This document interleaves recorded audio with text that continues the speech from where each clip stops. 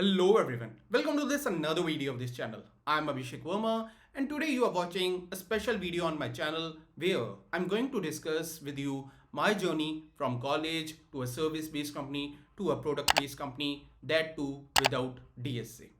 अब क्योंकि ये वीडियो में हम कुछ टेक्निकल या फिर कुछ कोडिंग डिस्कस नहीं करने वाले हैं, इसलिए इसको इंग्लिश की जगह इंग्लिश में रखते हैं।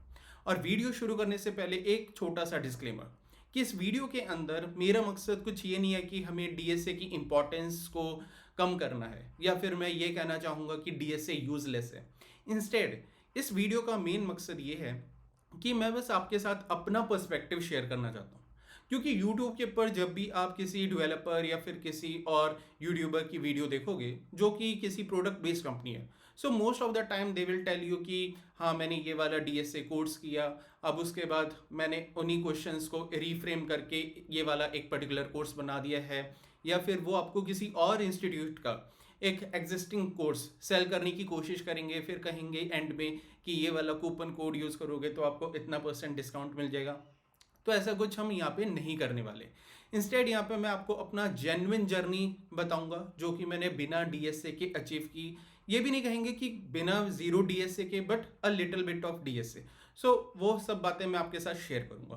Plus at end of this video मैं आपके साथ कोई भी कोर्स सेल करने की कोशिश नहीं करूंगा, क्योंकि ऐसा कुछ है भी नहीं मेरे पास। The only thing which I will request you is कि जो मेरा चैनल है आप उसको सब्सक्राइब करें।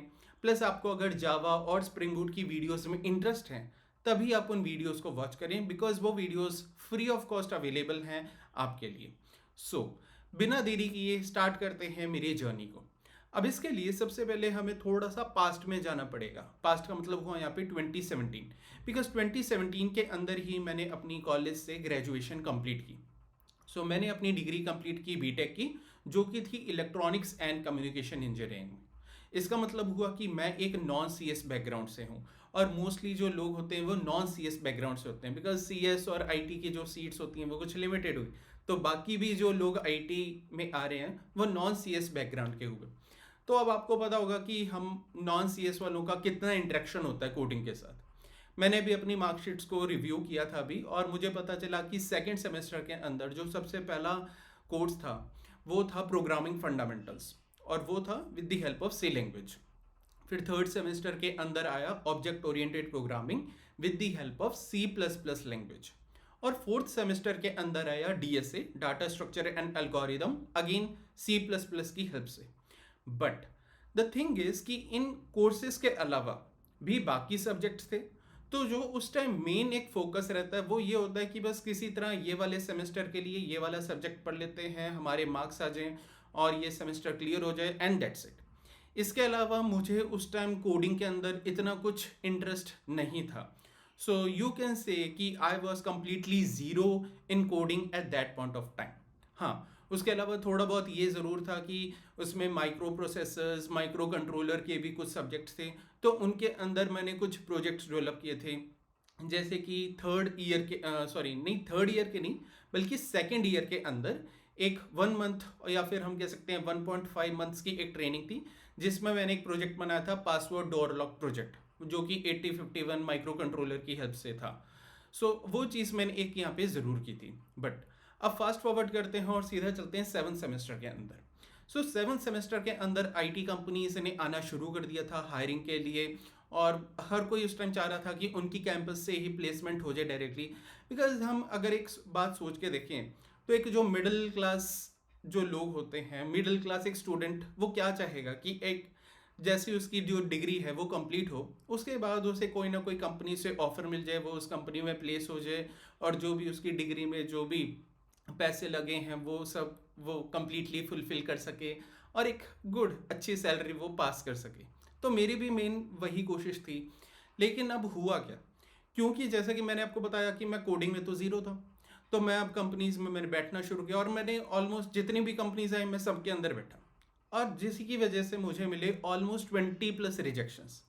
किसी कंपनी ने मेरे को इसलिए रिजेक्ट कर दिया क्योंकि मैं जो उनका ग्रुप डिस्कशन राउंड था उसमें अच्छा नहीं परफॉर्म कर पाया, तो दूसरी कंपनीज जो उस टाइम डीएसए या फिर जो कोडिंग राउंड्स होते थे वहाँ पे मेरा रिजेक्शन वैसे ही होना पॉसिबल था।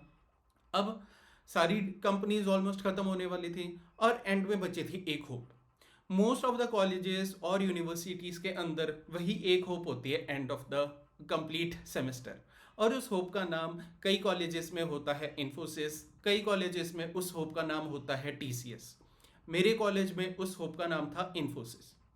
तो मैंने कहा कि बस अब ये इन्फोसिस जो है वो मेरा आखिरी मौका है यहाँ पे, तो मैं अपना पूरा का पूरा बेस्ट यहाँ पे देने की कोशिश करूँगा। अब इन्फोसिस का मुझे पता चला कि जो उसका प्रोसेस है वो है कि सबसे पहले एक क्वांटिटेटिव एग्जाम होता है वहाँ पे, तो उसके लिए मैंने RS अग्रवाल का यूज़ किया। अगेन यहाँ पे मैं कुछ कोई प्रमोशन या फिर वो चीज़ करने की कोशिश नहीं कर रहा, क्योंकि वो वाली भी जो बुक थी वो मैंने कुछ बाय नहीं की थी, इंस्टेड गूगल से मैंने फ्री में PDF डाउनलोड की थी और मैंने उसको यूज़ कर लिया, तो मेरा काम हो गया, वो मेरा राउंड क्लियर हो गया। अब उसके बाद जो मेरा नेक्स्ट राउंड आया वो था वहाँ पे इंटरव्यू का राउंड। अब इंटरव्यू के राउंड में अगेन उन्होंने टेक्निकल तो कुछ पूछा नहीं था, तो मैंने क्या किया कि जो मेरी करिकुलम में बुक्स थी उनमें से मैंने लेटेस्ट सी उठाई बाय यशवंत कनेटकर, बहुत ही कॉमन बुक है, आई गेस आपके कॉलेज में भी वो यूज़ होती होगी। तो मैंने वो वाली बुक उठाई और वहाँ पे मैंने ऊप कंसेप्ट्स को रिवाइज करना शुरू कर दिया, क्योंकि कोडिंग को करता वो तो पॉसिबल होना नहीं था मेरे लिए। तो मैंने वो रिवाइज किया और मैं चला गया इंटरव्यू देने। अब इंटरव्यूअर भी वहाँ पे उस टाइम अच्छा था मैं कहूँगा, क्योंकि उन्होंने बेसिकली मेरे से उन्हीं चीज़ों के बारे में पूछा जो कि मैंने अपने रिज्यूमे में बताई थी। अब रिज्यूमे में मैंने क्या बताया था कि जो मैंने अगेन जो पासवर्ड डोर लॉक का प्रोजेक्ट किया था वो मैं अब पूरा अच्छे से एक्सप्लेन कर पाया। देन उन्होंने मेरे से कुछ ऑब्जेक्ट ओरिएंटेड प्रोग्रामिंग के कंसेप्ट्स पूछे, जैसे कि इनहेरिटेंस क्या होती है, तो मैंने सिर्फ उसकी डेफिनेशन नहीं दी, मैंने उसको एग्जाम्पल के साथ उन्हें बताया कि ये इनहेरिटेंस होती है, ये ऐसे करके काम चलती है। और एंड में फिर मेरे को फिर भी लग रहा था कि मे बी शायद वो मेरे को ना सिलेक्ट करें, तो इसलिए मैंने उन्हें कहा कि देखो मैं तो इलेक्ट्रॉनिक्स एंड कम्युनिकेशन बैकग्राउंड से हूँ, तो मेरे से कोई ना कोई क्वेश्चन वो भी पूछो। तो उन्होंने कहा कि ठीक है, ये जो हमारे ऊपर फैंस होते हैं, लाइट्स और वो सब होती हैं, तो इनके अंदर कौन सा कनेक्शन होता है, क्या वो सीरियल कनेक्शन होते हैं या फिर वो पैरेलल कनेक्शन होते हैं। तो उन्होंने मेरे से बस ये सिंपल सा क्वेश्चन पूछा।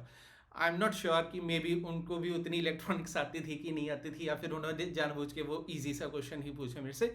आप मेरे को ये आंसर ज़रूर कमेंट्स में बताएं कि आपको क्या लगता है कि कौन सी कनेक्शन होता है, सीरियल कनेक्शन होता है कि पैरेलल कनेक्शन होता है। देन अब सिलेक्शन हो गया उसके अंदर। अब 2017 के अंदर ही जैसे ही ग्रेजुएशन कंप्लीट हुई, तो मे बी हाँ मई के एंड में कंप्लीट हो गई थी, और जून के अंदर मैंने वहाँ पे ज्वाइन कर लिया और मेरी ट्रेनिंग हुई मैसोर के अंदर।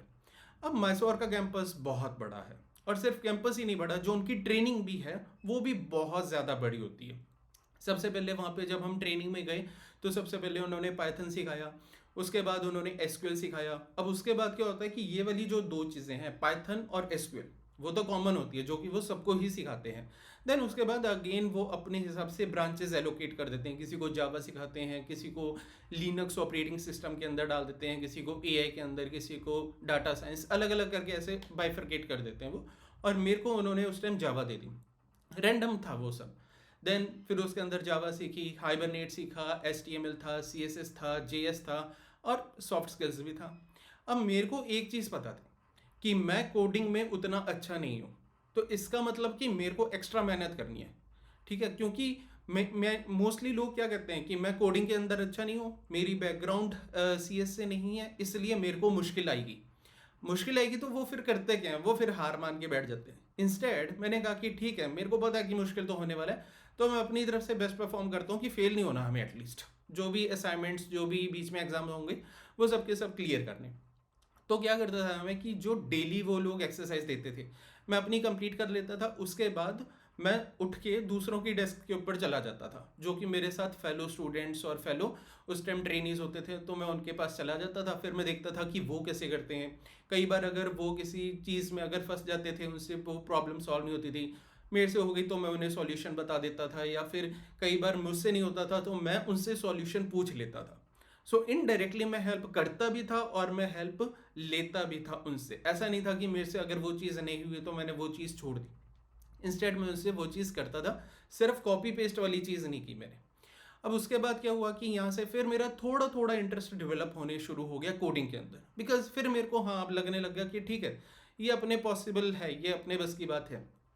तो अब एंड में क्या हुआ कि जैसी वो ट्रेनिंग खत्म होने वाली थी 4.5 मंथ्स की, तो एंड में उन्होंने एक ऑफर दिया कि एक ETA करके यूनिट है, तो किसको वो ETA में नॉमिनेट करना है। अब ETA यूनिट क्या होता है कि इन्फोसिस के अंदर एक ट्रेनिंग और एजुकेशन का यूनिट होता है। वहाँ पे ट्रेनर्स होते हैं हमारे, और वो जो ट्रेनर्स हैं वो बाकी के फ्रेशर्स को और बाकी के एम्प्लॉयज़ को डिफरेंट डिफरेंट टेक्नोलॉजीज़ में ट्रेन करते हैं। अब उस टाइम ये भी नहीं था कि अगर आपने जावा में ट्रेनिंग की है तो आप दूसरों को भी जावा में ही ट्रेनिंग दोगे। किसी भी चीज़ में हो सकती है। मेरे को लकीली जावा के अंदर वो ट्रेनर को रोल मिल गया जो मेरे साथ में था, उसने भी जावा की, उसको यूआई में ट्रेनर को रोल मिल गया, तो वो भी मेरा बहुत अच्छा दोस्त है। तो उसके बाद क्या हुआ कि मैंने वो चीज़ सिलेक्ट की और लकीली मेरे को चंडीगढ़ डीसी मिल गया। चंडीगढ़ डीसी इसलिए क्योंकि मेरा जो होम टाउन है वो भी चंडीगढ़ है। तो नवंबर के अंदर मैं चंडीगढ़ आ गया, ऑलमोस्ट आफ्टर 4.5 मंथ्स की ट्रेनिंग के बाद। अब एक ड्रास्टिक चेंज देखो, अगर आपने नोटिस किया हो, 4 महीने पहले एक लड़का था जो कोडिंग में ज़ीरो था, उसके अलावा वो पब्लिक स्पीकिंग में भी ज़ीरो था। बिकॉज मैंने बताया कि कुछ ग्रुप डिस्कशन, कुछ वो वाले राउंड होते थे, तो वहाँ पे भी मेरे से नहीं हो पाता था। उसके अलावा क्या था कि अगर मैं अपनी ही क्लास, अपने ही 10 लोगों के बीच में भी मेरे को कोई चीज़ एक्सप्लेन करनी है तो वो भी नहीं हो पाता था मेरे से। बट फिर भी वो लड़का अब दूसरों को पढ़ाएगा कोडिंग, दैट मीन्स एक तरह की पब्लिक स्पीकिंग ही होगी, क्योंकि आपको ऑफलाइन ऑनलाइन वो चीज़ पढ़ानी है लोगों को।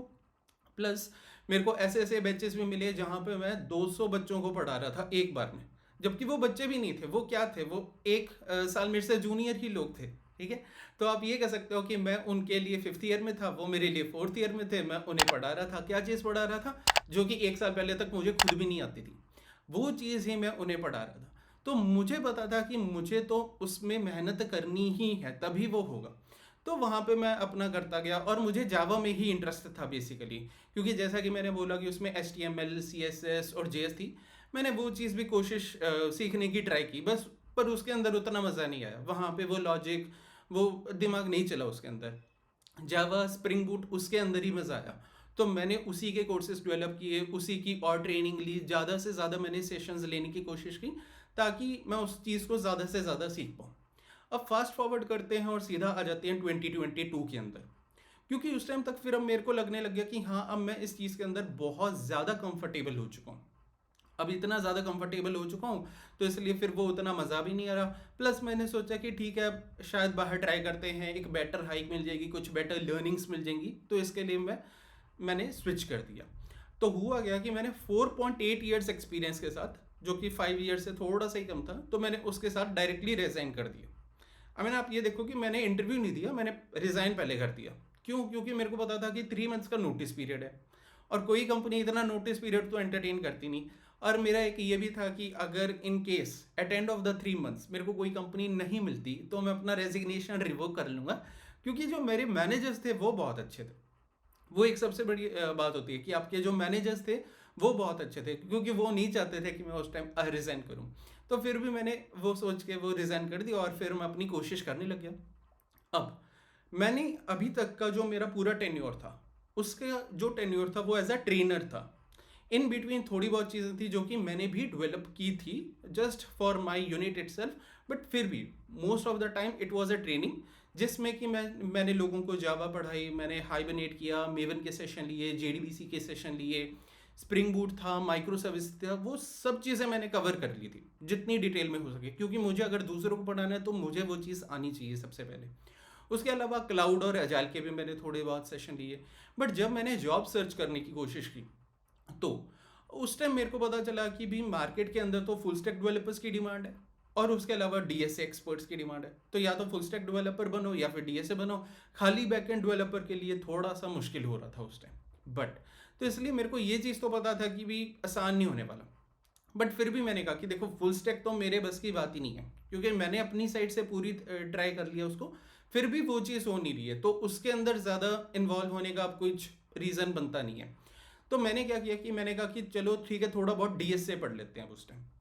तो फिर मैंने DSA के ऊपर फोकस करना शुरू किया और मैंने सिर्फ इजी और मीडियम लेवल की क्वेश्चंस किए, क्योंकि जो हार्ड लेवल के जो उतनी पैटर्न्स थी वो सब नहीं हो रहा था। मैंने भी बहुत सारी वो शीट्स देखी, बहुत सारे अलग अलग क्वेश्चंस, बहुत सारी चीज़ें थी, और उस टाइम तो लोग कह रहे थे कि हमारी इतनी स्ट्रिक हो गई, वो हो गया, ये हो गया। मैंने बस थोड़ा बहुत किया और उसके अलावा फिर मैं बस इंटरव्यूज़ देना शुरू करता गया। तो हुआ गया कि ऑलमोस्ट 90th डे पे मुझे नगारो का ऑफर लेटर आया, एकदम लास्ट डे पे, जो कि 3 मंथ्स का लास्ट डे था। तो इसलिए आप देखो कि मैंने कंप्लीट 3 मंथ तक मैं ट्राई करता गया और इसके अंदर मैं कह सकता हूँ कि ऑलमोस्ट 15 to 20 प्लस रिजेक्शंस मैंने फेस की अलग अलग कंपनी से अलग अलग राउंड के अंदर। नगारो का भी जो था उसका भी मैं आपको प्रोसेस बता देता हूँ। उसमें क्या था कि सबसे पहले नगारो का था एक डीएसए का राउंड, तो उसमें एक टेस्ट था, उसके अंदर उन्होंने 3 क्वेश्चंस दिए जो कि इजी टू मीडियम लेवल थे and I was somehow able to clear, क्योंकि मैंने इजी और मीडियम इतना तो लेवल कर लिया था। उसके अलावा जो दूसरी चीज़ थी कि अगले जो 2 राउंड थे वो टेक्निकल राउंड थे, जिसके अंदर उन्होंने जावा, स्प्रिंग बूट, माइक्रो सर्विसेज के क्वेश्चन पूछे। अब क्योंकि वो चीज़ तो मैं पढ़ा ही रहा था दूसरों को, तो ऑब्वियसली मेरे को वो अच्छे से जो डिटेल्ड, जहाँ पे मोस्टली लोग फंस जाते हैं उन चीज़ों के अंदर, वहाँ पे मेरा एक स्ट्रॉन्ग होल्ड था उसके अंदर। तो वहाँ पे वो चीज़ मैंने राउंड इजीली क्लियर कर लिए। अगला राउंड वो एक सिंपल सा एचआर राउंड था, तो वो क्लियर हो गया। तो अब आ गया मैं नगारों के अंदर। अब फिर से आप नोटिस करो कि यहाँ पे मैंने फिर से एक बड़ा चेंज किया, और वो चेंज ये था कि पहले मैं एक जावा ट्रेनर था, अब मैं बन चुका हूँ एक जावा डेवलपर। तो कंप्लीटली मैंने अपना रोल फिर से चेंज कर दिया। ओके, सुनने में आसान लगे कि हाँ जावा ही तो था, बट फिर भी स्टिल डिफिकल्ट होता है, क्योंकि पहले जो चीज़ मैं दूसरों को बता रहा था कि ऐसे करनी है, अब वो चीज़ रियलिटी में मुझे खुद करनी पड़ेगी। अब पहले मैं सिर्फ लोगों को बता रहा था, तो उस बताने में क्या होता है कि आपने किसी को बताया, वो चीज़ चल गई तो ठीक है, नहीं चली तो वो गूगल से देख लेगा। लेकिन अब तो वो चीज़ मेरे को करनी थी, प्रोडक्शन के अंदर मेरे को कोड पुश करना था, वो अजाइल, वो फ्रेमवर्क, वो सब मेरे को खुद इम्प्लीमेंट चीज़ें करनी थी। तो वहाँ पे वो सब चीज़ें मैंने सीखी। लेकिन उसके अलावा भी एक ट्रेनर वाली चीज़ तो दिल में थी फिर भी। और क्योंकि जब आपने 5 साल एज अ ट्रेनर का रोल किया है, आपका फ्रेशर्स और बाकी लोगों के साथ उस टाइप का इंटरेक्शन है, तो फिर भी आपका वो मन करता है कि हाँ, हम फिर भी जो हमें आता है वो हम दूसरों को पढ़ाने की कोशिश करें। इस वजह से मैंने यूट्यूब का चैनल खोल लिया। तो इसलिए आप देखोगे कि यूट्यूब के अंदर भी आपको वही वीडियोस मिलेंगी कि जैसे आपको जावा की सीरीज़ मिल गई, आपको हाइबरनेट की सीरीज़ मिल गई, मेवन की सीरीज़ मिल गई, जेडीबीसी की मिल गई, स्प्रिंग की एक सीरीज़ हो चुकी है, स्प्रिंग डाटा जेपी की सीरीज़ अभी अभी स्टार्ट की है। तो वो वाली चीज़ों के ऊपर मैंने फोकस किया, क्योंकि मुझे आता ही वो था। डीएसए की कोई सीरीज नहीं मिलने वाली आपको इस चैनल के ऊपर। क्यों? क्योंकि ना तो मेरे को डीएसए आता है, तो इसलिए जो चीज़ मुझे खुद नहीं आती वो चीज़ मैं आपको कैसे बता सकता हूँ। और अगर मेरे को यही करना है कि कोई चीज़ एक बनी हुई है, मेरे को बस उसको पढ़ के आपको दिखाना है, तो वो चीज़ तो फिर बाकी भी कर रहे हैं, तो इसलिए फिर वो मैंने नहीं किया। अब फिर से फास्ट फॉरवर्ड करते हैं और आ जाते हैं 2024 के अंदर। अब 2024 के अंदर जैसे कि आपको पता है आईटी मार्केट उतनी हाई पे नहीं है, डाउन हो चुकी है। तो कोई भी जॉब लेने के जो चांस होते हैं वो बहुत कम है। और ऑलमोस्ट बीइंग कि मैं पहले एक ट्रेनर भी रह चुका हूँ, तो मेरे लिंक्डइन पे भी बहुत सारे कनेक्शंस होते हैं। तो लिंक्डइन पे लोग, और आजकल यूट्यूब की वजह से इंस्टाग्राम और उसके थ्रू भी लोग मेरे को बोलते रहते हैं। तो ऑलमोस्ट मैसेजेस आ रहे थे कि हम ट्राई कर रहे हैं, काफ़ी मुश्किल हो रही है। तो मैंने फिर भी सोचा ठीक है चलो ट्राई करते हैं, ज़्यादा से ज़्यादा क्या होगा, नहीं लगेगी फिर यहीं के यहीं रह जाएंगे, तो यही चीज़ होगी। बट फिर भी एक बेटर हाइक और बेटर लर्निंग, बेटर अपॉर्चुनिटी के लिए फिर से ट्राई करते हैं। तो फिर से वो रोलर कोस्टर शुरू हो गया, जिसके अंदर मेरे को कंपनीज के अंदर अप्लाई करना था। फिर उन कंपनीज को मे बी वो मेरे को फिल्टर करेंगे, वो मेरे को रिजेक्ट करेंगे, मेरे इंटरव्यू लेंगे, मुझे एक्सेप्ट करेंगे। सो वो जब चीज़ें दोबारा से होने वाली थी। लेकिन फिर से मार्केट को किसकी ज़रूरत थी? मार्केट को चाहिए फुल स्टैक डेवलपर, मार्केट को चाहिए डीएसए एक्सपर्ट्स। अब फुल स्टैक वाली चीज़ तो मैंने पहले से फिल्टर आउट कर दी थी, तो अब फुल स्टैक करने का कोई मतलब नहीं था। और अब तक मेरा एक्सपीरियंस 6.8 और राउंड ऑफ करके अगर हम बोलें तो 7 ईयर्स का हो चुका। तो फुल स्टैक तो अब मैं कर नहीं से रहा। दूसरी चीज़ आई डीएसए। इस बार मैंने कहा कि अब मेरे को डीएसए भी नहीं करनी। रीज़न इज़ कि पहले जो इस इंसान ने जॉब ढूंढ रहा था वो एक ट्रेनर था, तो उसे नहीं पता कि रियल वर्ल्ड प्रोजेक्ट के अंदर कितनी ज़रूरत है। तो इसलिए मेरे को लगा डीएसए की शायद पड़ती होगी ज़रूरत। बट अब तो 2 साल से मैं खुद वो मेन चीज़, वो मेन कोडिंग कर रहा हूँ प्रोजेक्ट्स के अंदर, मुझे कभी डीएसए की ज़रूरत नहीं पड़ी। इन बिटवीन थोड़ा बहुत हाँ कई बार होता था कि कुछ फॉर लूप हो गया, किसी चीज़ को हो गया, उससे हमें जल्दी चलाना है, किसी सर्च क्राइटेरिया को जल्दी से करना है, तो उसके लिए क्या करते थे, मैंने थोड़ा सा कोड बना लिया, फिर जो मेरे साथ में डेवलपर है हम दोनों ने उसको मिलकर देखा, उसने थोड़े से सजेशंस बता दिए, मैंने कभी उसको बता दिए, और हमने अपने कोड को एनहांस किया। उसके अलावा चैट जीपीटी आ चुका है, जेमिनी आ चुका है, स्टैक ओवरफ्लो पहले से ही है, तो हेल्प तो आपको मिल ही जाएगी। तो ये जो डीएसए वाले पैटर्न्स होते हैं, मेरे को पता था कि ये इसका कोई काम नहीं है, और मैं फिर से उन्हीं चीज़ों के अंदर तो टाइम वेस्ट नहीं करने वाला। प्लस मैं हमेशा अपने चैनल पे भी कहता रहता हूँ कि अगर आपको डीएसए नहीं आती तो ना सी, बाकी चीज़ों पे फोकस करो। तो मैंने जो मेरा स्ट्रॉन्ग पॉइंट था जावा, स्प्रिंग बूट, हाइबरनेट और बाकी सब चीज़ें, मैंने उसके ऊपर फोकस किया और मैंने कहा कि हम फुल स्टैक वाले और डीएसए वाले रोल्स को अगेन फिल्टर आउट कर देंगे। तो फिर मैंने वो वाली चीज़ कर दी और लकीली आफ्टर अराउंड 3 और 3.5 मंथ्स मुझे एक ऑफर लेटर आ गया और वो भी डायरेक्टली प्रोडक्ट बेस्ड कंपनी से। उससे पहले मेरे पास कोई ऑफर लेटर भी नहीं था, सीधा प्रोडक्ट बेस्ड कंपनी से ऑफर लेटर आया और मैंने एज सुन जैसे ही आया मैंने उसे एक्सेप्ट कर लिया। मैंने कहा कि इसको तो हमें नहीं छोड़ना, ठीक है। अब उस कंपनी का क्या नाम है वो आप मेरे लिंक्डइन के ऊपर जाके देख सकते हैं। इससे क्या होगा कि आप लिंक्डइन पे भी चले जाएंगे और वहाँ से मेरे को कनेक्ट रिक्वेस्ट भेज दो तो थोड़े से वहाँ पे भी कनेक्शंस मेरे इंक्रीज हो जाएंगे, वो होगा। अब वापस से यहाँ पे आते हैं। तो अभी भी वो करने के बाद, क्योंकि मैं उस टाइम तक नोटिस पीरियड में आ चुका था और फिर भी मेरा थोड़ा सा नोटिस पीरियड बचा हुआ था, तो क्या हुआ कि अब मेरे पास एक ऑप्शन है कि मेरे पास एक ऑफर है प्रोडक्ट बेस्ड कंपनी से, नोटिस पीरियड मेरा फिर भी बचा हुआ है, तो मैं क्या कर सकता हूँ, मैं दूसरी कंपनीज में ट्राई कर सकता हूँ। बट वो चीज़ मैंने नहीं की। क्यों? क्योंकि मेरे को पता था कि जो मेरे फिल्टर्स हैं वो काफ़ी ज़्यादा स्ट्रांग है। कोई भी प्रोडक्ट बेस्ड कंपनी बिना डीएसए के तो करने नहीं वाली। यहाँ पे इन्होंने कर दिया बिकॉज इनका एक अलग क्राइटेरिया भी था। यहाँ का मैं बता देता हूँ, मेरा यहाँ का प्रोसेस क्या था कि उन्होंने मेरे को कोई डीएसए के क्वेश्चन ऐसा सच नहीं दिए। इंस्टेड उन्होंने मेरे को एक बहुत ही सिंपल सा क्वेश्चन दिया। और अगर आप चाहो कि मैं आपको वही क्वेश्चन अभी दे दूं तो आप क्या करोगे, आप चैट जीपीटी के पास जाओ, चैट जीपीटी आपको वो सॉल्यूशन दे देगा, 5 लाइनों का सॉल्यूशन है, ज़्यादा से ज़्यादा 5 से 7 लाइनों का सॉल्यूशन होगा और दैट्स इट। बट अब पॉइंट ये नहीं है कि हम वो 5 और 7 लाइनों का सॉल्यूशन उनको दे दें, क्योंकि उसके लिए उन्होंने मेरे को दिया 1 हफ्ता। तो कुछ तो रीज़न रहा होगा। तो इसलिए मैंने क्या किया कि मैंने उसी सॉल्यूशन के साथ जो मेरी जावा की नॉलेज थी मैंने वो डाली, जो मैंने सॉलिड प्रिंसिपल से सीखा मैंने वो चीज़ उसके अंदर डाल दी, मैंने उसे एज अ मेवन का प्रोजेक्ट बना दिया और फिर वो सॉल्यूशन मैंने उन्हें सबमिट किया। तो जनरली मान लो वही चीज़ आपको दी जाती है, अब आप क्या करते, आप जल्दी से सॉल्यूशन लेते उनको दे देते कि जल्दी जल्दी प्रोसेस हो। मैंने पूरा 1 हफ्ते का टाइम लिया, मैंने पूरा उसे एक फुल फ्लेज्ड प्रोजेक्ट बनाया, फिर मैंने उन्हें उसे सबमिट किया और फिर हमने उसके ऊपर डिस्कशन की, उन्होंने कुछ जावा के और क्वेश्चंस पूछे, कुछ क्रॉस क्वेश्चनिंग हुई और तब जाके उसके अंदर मेरा सिलेक्शन हुआ। तो ये वाला प्रोसेस था। तो अगेन डीएसए की ज़रूरत नहीं पड़ी।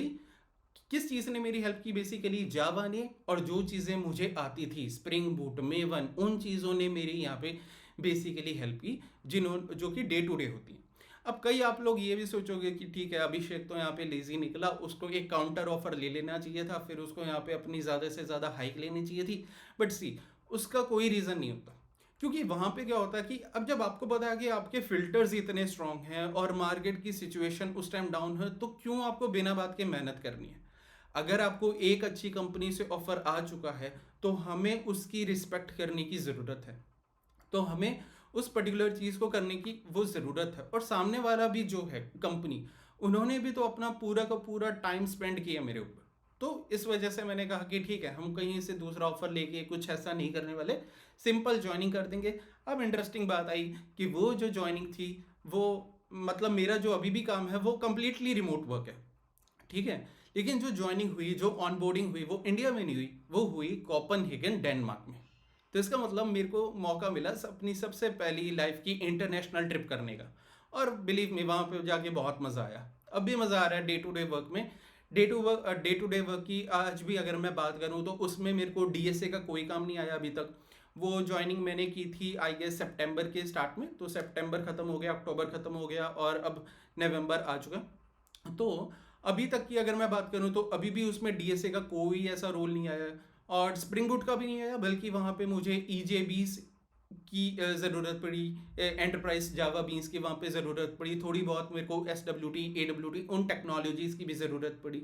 सो वो कंपनी ने मुझे वो टाइम भी दिया कि मैं उन चीज़ों को सीखूं, क्योंकि कंपनी को भी पता था कि मुझे वो चीज़ नहीं आती, लेकिन कंपनी को ये भी पता था कि जो चीज़ मुझे आती है वो मैं अपनी बेस्ट करूँगा। तो इस वजह से उन्होंने हायर किया और अब मैं जो अपना बेस्ट है वो आज भी उनको देने की कोशिश कर रहा हूँ कि वो जो भी मेरे को काम देंगे मैं उसके हिसाब से चीज़ें सीखूंगा और वो चीज़ करूँगा। जब भी कोई चीज़ आएगी आपको वो अगर करनी है तो करनी है, वो उसमें कोई दो वो चीज़ें नहीं है। जनरली लोग पूछते हैं कि हम कैसे अपने आप को अप टू डेट रख सकें या फिर हम वो चीज़ कैसे सीखें। सो सी, अगर किसी ने आपको बोल दिया कि आपको ये चीज़ करनी है तो फिर तो करनी ही है। अगर आप बोल दो कि इसमें बिल्कुल ही इंटरेस्ट नहीं है तो बिल्कुल ही छोड़ दो, ठीक है, हमेशा बाइनरी में चलता हूँ मैं, तो या तो 0 या 1, करना है तो करना है, नहीं करना तो नहीं करना, डीएसए नहीं करना तो नहीं करना, फुल स्टैक नहीं करना तो नहीं करना, जावा करनी है तो करनी है। तो वो चीज़, तो ये थी अभी तक की मेरी ओवरऑल जर्नी। अब मैं ये नहीं कह रहा आप लोगों की जर्नी सेम होगी, मैं ये भी नहीं कह रहा कि अगर आप इसी कंपनी में ट्राई करोगे तो आपका भी बिना डीएसए के हो जाएगा, वो चीज़ भी नहीं कह रहा मैं, क्योंकि वो भी रोल टू रोल डिपेंड करती है। अब अगर मेरा डीएसए का नहीं हुआ तो किसी और रीज़न की वजह से मेरा यहाँ पे सिलेक्शन हुआ, उस बात को पॉइंट करने की यहाँ पे ज़रूरत है। बट स्टिल हम सबके बीच में कुछ कॉमन चीज़ें आज भी हैं, और वो कॉमन चीज़ें क्या हैं कि जनरली अगर हम सबसे पहली चीज़ की बात करें तो अगर आप कभी भी, अगर आपको स्विच करने का अभी भी मन करे, तो जनरली लोग क्या कहते हैं कि सबसे पहले तो हम पढ़ेंगे, पढ़ने के बाद जब हमें पूरी क्लियरिटी हो जाएगी कि हाँ अब हमें सब चीज़ें आती हैं, उसके बाद हम इंटरव्यूज़ देना शुरू करेंगे और फिर जाके हमारा सिलेक्शन हो जाएगा। पर बिलीव मी, ऐसा कभी कुछ नहीं होता। अगर आपका आज स्विच करने का मूड बन चुका है तो बिलीव मी आप स्विच कर लो, आपको वेट नहीं करनी कि पहले आपने पढ़ना है, फिर इंटरव्यूज़ होंगे, फिर ये होगा, फिर वो होगा। द सिंपल चीज़ आपको जो करनी है कि आप अपना रिज्यूमे उठाओ, उस रिज्यूमे को अपडेट कर दो और इंटरव्यूज़ को देना शुरू कर दो, ठीक है। अब उसके बाद उन इंटरव्यूज़ में मान लो आप बोलोगे कि हाँ अभी मैं उतना प्रिपेयर्ड नहीं हूँ तो क्या होगा, ज़्यादा से ज़्यादा रिजेक्ट हो जाओगे। फिर दोबारा आपको एटलीस्ट अपनी गलती तो पता चलेगी, ये तो पता चलेगी कि कौन सी चीज़ आपको नहीं आती। क्योंकि कई लोग ये भी कहते हैं कि हमारे पास 4 साल का 5 साल का एक्सपीरियंस है, हम दोबारा से अपॉर्चुनिटी देखने की कोशिश कर रहे हैं, हम पढ़ना कहाँ से स्टार्ट करें। आपको ये कब कैसे पता चलेगा आपको पढ़ना कहाँ से स्टार्ट करना है? मैं तो बोल दूंगा कि आप जावा करो, ये करो, वो करो। वो चीज़ आपको उससे पता चलेगी कि पहले आप इंटरव्यू दो, आपको पता चलेगा कि आपको ये वाली चीज़ नहीं आती, इंटरव्यूज़ दो, कुछ मॉक इंटरव्यूज़ दो। जैसे आपको पता ये चीज़ें नहीं आती, आप उसके अंदर थोड़ा इंप्रूव करो, थोड़ा उसके अंदर और काम करो, उन चीज़ों को सीखो, फिर और इंटरव्यूज़ दो, और ऐसे करके चीज़ें बनेगी। दूसरी चीज़, सबसे पहले आपको पता होना चाहिए कि आपकी स्ट्रेंथ क्या है, आपकी शॉर्टकमिंग्स क्या है। अब जैसे मेरा केस लेते हैं, तो मेरे केस में मुझे बहुत क्लियर था कि मुझे फुल स्टैक डेवलपर नहीं बनना, क्योंकि मुझे यूआई उतना अच्छे से नहीं आता। मतलब ये नहीं है कि अगर आपने फुल स्टैक है तो आपको यूआई और बैकएंड दोनों अच्छे से आता है, लेकिन मेरे को यूआई के अंदर बिल्कुल भी इंटरेस्ट नहीं है। मतलब थोड़ी बहुत चीज़ें भी मेरे को नहीं बनानी उसके अंदर, तो इसलिए मेरे को फुल स्टैक तो बनना नहीं था। दूसरा डीएसए, तो डीएसए भी मैंने कहा कि क्योंकि डे टू डे कोडिंग में अगर वो चीज़ मेरे काम आ जाती तो मैं पक्का डीएसए करता। अब जो चीज़ काम ही नहीं आई, मैं उस चीज़ को क्यों पढूं? अब ये तो वही बात होगी कि कोई मेरे को बोल देगा कि हाँ मेरे को जर्मन सीखनी है। अब जर्मन अगर मेरे काम नहीं आएगी तो मैं क्यों सीखूं भी जर्मन? सिंपल सी चीज़। तो इसलिए मैंने कहा कि वो डीएसए मेरे को नहीं सीखना। इसका मतलब ये नहीं है कि मैं कह रहा हूँ कि फुल स्टैक बेकार है या फिर डीएसए बेकार है। मेरे नहीं आई तो मैंने नहीं सीखा। तो इसलिए मैंने ये एक फ़िल्टर लगा दिया कि इन दो चीज़ों के अलावा जो भी कंपनी होगी मैं उसके अंदर इंटरव्यू दूंगा। तीसरा जो एक छोटा सा फ़िल्टर वो था एक्सपीरियंस का। क्यों? क्योंकि ऐसा नहीं होगा कि कहीं पे 15 प्लस ईयर एक्सपीरियंस के डेवलपर की ज़रूरत हो और वहाँ पे मैं 7 ईयर्स एक्सपीरियंस के साथ जाके अप्लाई कर दूँ और ये उम्मीद करूँ कि हाँ मेरे को तो बहुत आता है तो इसलिए वो मेरे को सिलेक्ट कर लेंगे। नहीं होने वाला ये। क्योंकि अगर उन्होंने साफ साफ लिखा है उन्हें 15 प्लस ईयर्स का एक्सपीरियंस चाहिए तो उन्हें 15 प्लस का ही चाहिए। 15 प्लस का ज़्यादा से ज़्यादा 14 या 13 हो सकता है, 7 नहीं हो सकता। तो वहाँ पे भी अप्लाई करना is a waste of time. आपको बस क्या देखना है कि सबसे पहले आप जॉब डिस्क्रिप्शन देखो, फिर आप ये चेक करो कि जो चीज़ आपको आती है और जो चीज़ जॉब डिस्क्रिप्शन में क्या एटलीस्ट वो 70 टू 80% मैच कर रही है। अगर वो कर रही है, आप उस एक्सपीरियंस रेंज में हो, आप वहाँ पे अप्लाई कर दो, इरिस्पेक्टिव की कंपनी का क्या नाम है। बिकॉज अगेन जो मोस्टली जो लोग गलती करते हैं कि वो कहते हैं कि हम तो इन्हीं कंपनीज के अंदर अप्लाई करेंगे। जब भी बात आती है प्रोडक्ट बेस्ड कंपनी की जैसी बात आई, क्या नाम आएंगे सबसे पहले? फेसबुक आ गया, माइक्रोसॉफ्ट आ गया, अमेजन आ गया, नेटफ्लिक्स आ गया, और ये कुछ गिने चुने नाम आ जाएंगे। दूसरी कंपनी सर्विस बेस्ड की बात करेंगे, इन्फोसिस आ गया, टीसीएस आ गया, एक्सेंचर आ गया, फिर से कुछ गिने चुने नाम। तो लोग पहले से ही अपनी तरफ से एक और एक्स्ट्रा फिल्टर बना के चल लेते हैं कि हाँ हमें तो अप्लाई ही नहीं कंपनीज, क्योंकि यही कंपनीज हैं। ऐसा नहीं है, कंपनीज बहुत सारी हैं। और ऐसा भी नहीं है कि जिस कंपनी का नाम आपने सुना बस वही कंपनी अच्छी है, उसके अलावा भी बहुत कंपनीज अच्छी हैं, ठीक है। प्लस ऐसा कुछ नहीं है कि कोई ड्रीम कंपनी आपकी। कई लोग ये भी करते हैं, बहुत कॉमन। वो क्या करते हैं कि वो जैसे उनके पास एक पर्टिकुलर टेम्पलेट होता है पहले से ही, फिर वो मेरी प्रोफाइल पे चले गए, उन्होंने देखा कि अच्छा मैं तो इस कंपनी में हूँ, उन्होंने अपने टेम्पलेट में उस कंपनी का नाम डाल देना और फिर बोलेंगे this company is my dream company and hence I want to join this. Believe me, dream company जैसा कुछ नहीं होता। ना तो इन्फोसिस मेरी ड्रीम कंपनी थी, ना नगारो मेरी ड्रीम कंपनी थी, ना जो मेरी करंट कंपनी है वो मेरी ड्रीम कंपनी थी, क्योंकि ऐसा कुछ भी नहीं होता। ड्रीम रोल होता है, ड्रीम कंपनी नहीं होती। जब हम ड्रीम रोल की बात करते हैं तो उसमें मेरा ड्रीम रोल है कि मैं जावा डेवलपर बनूंगा, एक अच्छे से अच्छा जावा डेवलपर बनूंगा, जावा के लॉजिक से मैं दूसरों की प्रॉब्लम्स को सॉल्व करूंगा, रियल वर्ल्ड प्रोडक्ट्स बनाऊंगा या सर्विसेज बनाऊंगा और उससे मैं दूसरों की हेल्प करूंगा। वो ड्रीम चीज़ होती है। कोई कंपनी ड्रीम नहीं हो सकती। अगर आप एक जावा डेवलपर हो तो आप माइक्रोसॉफ्ट में भी जावा डेवलपर हो, गूगल में भी जावा डेवलपर हो। अब इसमें ये तो है नहीं कि माइक्रोसॉफ्ट के जावा डेवलपर कुछ एक्स्ट्रा कर देगा या गूगल का जावा डेवलपर कुछ एक्स्ट्रा कर देगा, ठीक है। तो वो चीज़ यहाँ पे नहीं होनी चाहिए। और दूसरी चीज़ ये भी सोच के देखो, हम जनरली यही करते हैं कि हमने एक बड़ी कंपनी का नाम लिया, क्योंकि कई लोग अब शायद ये भी सोचें कि हाँ, क्योंकि मेरा उन कंपनीज में नहीं हुआ इसलिए मैं ऐसी बात कर रहा हूँ। बट अगेन दूसरी चीज़ ये सोचो, जिन लोगों का उन कंपनीज में हो चुका, क्या अब वो पूरी जिंदगी उसी कंपनी में है? The answer is no. YouTube पे आपको इतने सारे एग्जांपल्स मिल जाएंगे कि लोग बोलेंगे कि हाँ मैं माइक्रोसॉफ्ट से हूँ, मैं गूगल से आई हूँ, फिर मैंने वो कंपनी छोड़ दी, मैंने अपना यूट्यूब कर लिया, मैंने अपनी कंपनी बना ली और मेरा ये कोर्स ले लो, ठीक है। वो ऑब्वियसली उनकी मर्जी, अगर उन्होंने कंपनी छोड़ी है, वो किसी और चीज़ को अपना फुल टाइम दे रहे हैं, फिर वो आपसे उस चीज़ के बदले में पैसे मांगेंगे, जो कि कॉमन है। अदरवाइज उनका काम कैसे चलेगा? वो फ्री में आपको क्यों करवाएं? अब क्योंकि मैं ऑलरेडी एक कंपनी का पार्ट हूँ, मेरे को वहाँ से सैलरी आ रही है, इसलिए मेरे को यूट्यूब से कोई सच एक्स्ट्रा आपसे पैसे मांगने नहीं है। यूट्यूब ने अगर व्यूज़ के बदले में कुछ दे दिया तो दे दिया, वरना ना सही तो ना सही, एटलीस्ट मैं आप लोगों की हेल्प कर पाऊंगा। तो मेरा यहाँ पे मेन वो गोल आता है।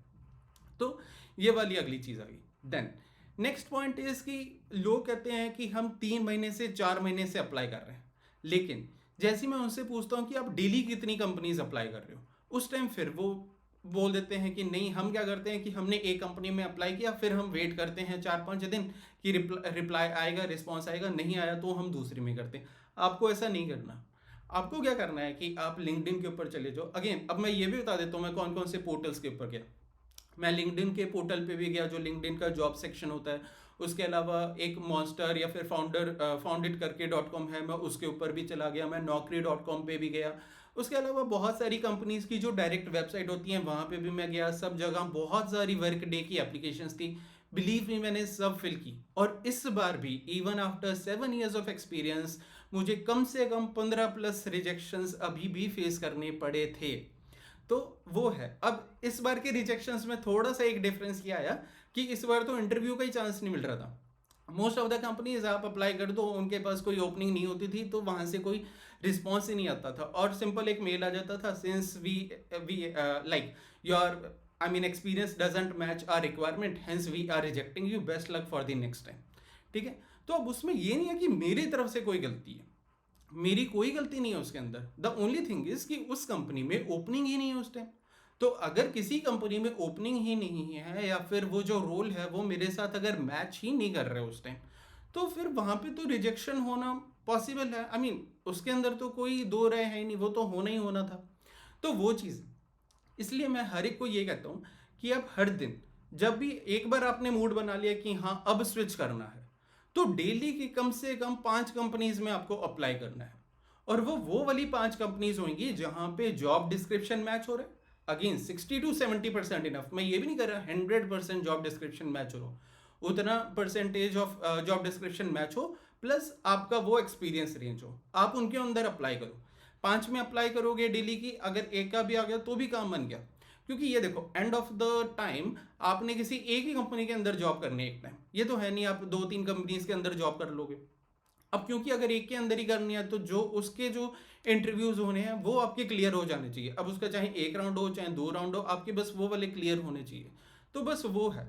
तो मैं हमेशा हर एक को ये कहता हूँ कि you are just 1 good interview away from your next company, that's it. इससे ज़्यादा कुछ नहीं। आपको ये नहीं चाहिए कि आपने 10 कंपनीज में अप्लाई किया, 10 के 10 से आपको ऑफर लेटर आ जाए।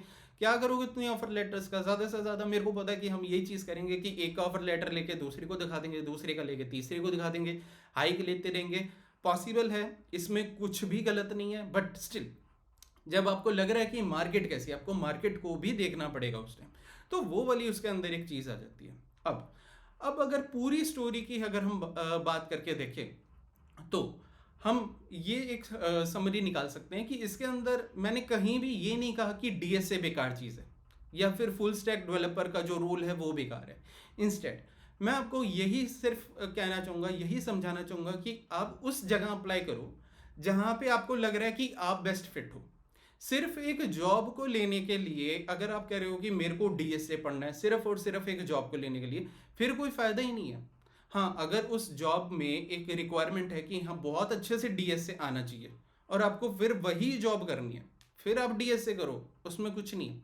लेकिन उसके अलावा भी आप बाकी जॉब्स बाकी जगह पे ट्राई करो। जो भी आपका बेस्ट चीज़ है, जिस भी चीज़ में आपको लग रहा है आप स्ट्रांग हो, आप उसके हिसाब से चीज़ों को सर्च करो। अगर आप एक क्रिकेटर हो तो आपको क्यों फुटबॉल के मैच के अंदर जाना है और वहाँ पे खेलना है, वहाँ पे अपने आप को ट्राई करना है? वहाँ पे मत ट्राई करो, क्रिकेट के मैच में जाओ, क्रिकेट खेलो। तो वही चीज़ यहाँ पे आ जाती है, जो चीज़ आपको आती है आप उसमें जाओ। दूसरा, अगर आपको ये लग रहा है कि हाँ हम किसी एक चीज़ को ट्राई कर सकते हैं, जैसे कि मैंने आपको बताया कि मैंने HTML UI और वो सब पार्ट को ट्राई किया, मुझे नहीं लगा कंफर्टेबल तो मैंने छोड़ दिया। मैंने DSA ट्राई किया, नहीं लगा कंफर्टेबल, छोड़ दिया।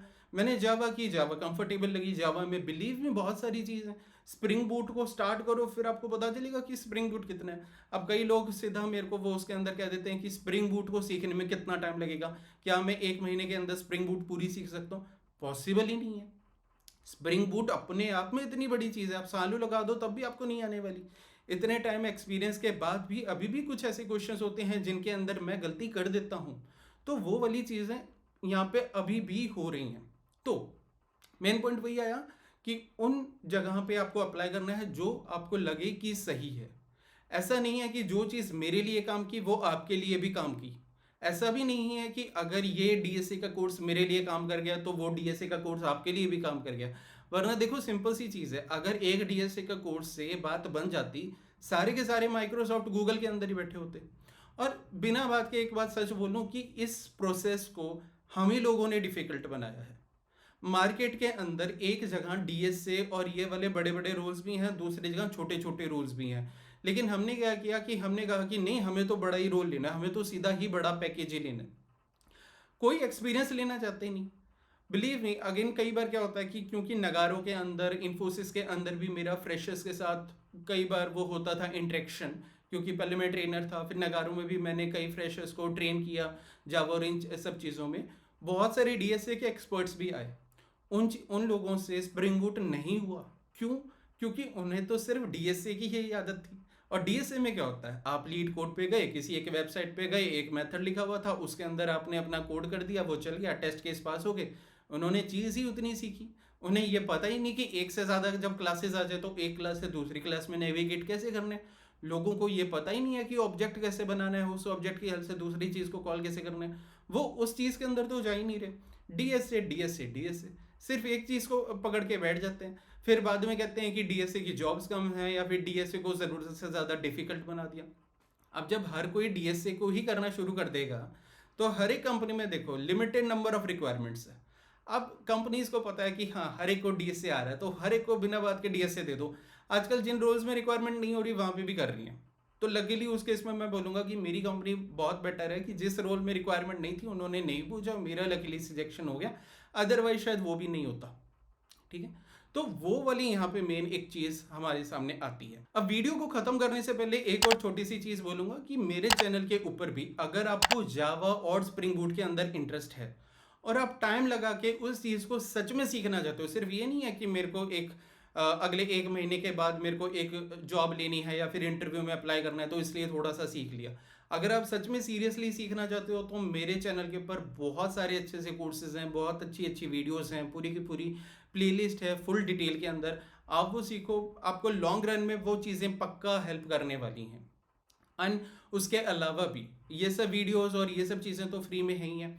उसके अलावा स्टिल कई लोगों को लगता है कि आपके पास कोई रिज्यूमे है, आप चाहो कि मैं रिव्यू करूं, या फिर आप चाहते हो कि मैं आपका मॉक इंटरव्यू लूं, या फिर आपको 1-to-1 गाइडेंस चाहिए। अब क्योंकि ये वाली जो चीज़ें हैं यहाँ पे मेरा एक्स्ट्रा टाइम लगेगा, एक्स्ट्रा एफर्ट्स लगेंगे, तो उसके लिए पेड सेशंस भी अवेलेबल हैं जो कि आप टॉपमेट के ऊपर कर सकते हो। और ये मैं एकदम कह रहा हूँ, ये एकदम लास्ट चीज़ होनी चाहिए। सबसे पहले जहाँ पे भी फ्री की चीज़ मिल जाए सबसे पहले वहाँ पे जाओ, फ्री की नॉलेज जहाँ मिली वहाँ पे जाओ, उसको ग्रैब कर लो। फिर बात नहीं बनी तो थोड़ा सा लेके चले जाओ, क्योंकि 100 रुपये 200 रुपये का है तो फिर वो वाली चीज़ें तो वो एकदम एंड में वो आप चीज़ ट्राई करो। और end of the video, just I want to say ki stay healthy, keep learning, and all the best. So let's meet you in the next video. Bye.